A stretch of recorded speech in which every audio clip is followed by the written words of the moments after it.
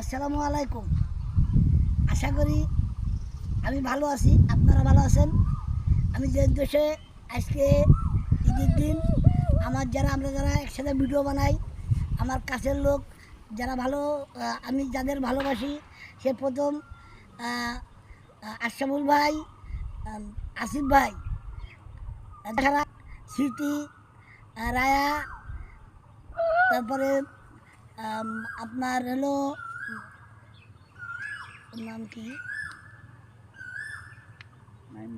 না নাইম, আছে লিটন ভাই, তারপরে আছে হলো কি রিফাত ভাই, দেলোয়ার।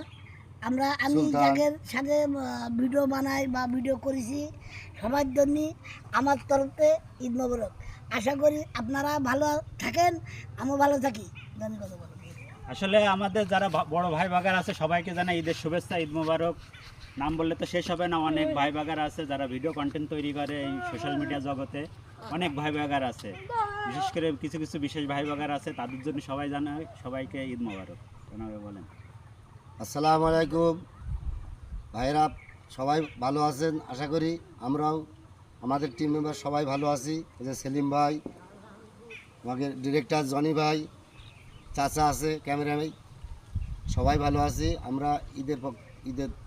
ঈদ মুবারক থেকে আপনাকে সবাই শুভেচ্ছা অভিনন্দন কামনা করি। আপনারা সবাই ভালো আছেন। আমাদের এই চাচা আছে, ক্যামেরায় ছিল, আসলে সে কথা বলতে পারেনি।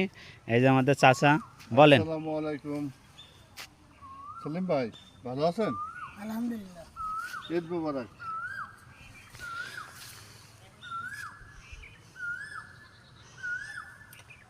দাদা ভালো আছো? আলহামদুলিল্লাহ। ভাই, আজকে ঈদের দিন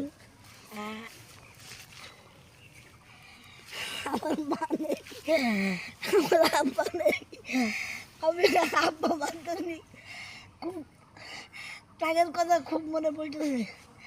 আর আমাকে রসুন যে বয়ান করলো এই আব্বা আমার কথা, আজকে কি মনে পড়তেছে, খুব মনে পড়তেছে ভাই। যাদের আব্বা মা বাইসা আছে তারা আব্বা মার দিকে খেয়াল রেখেন।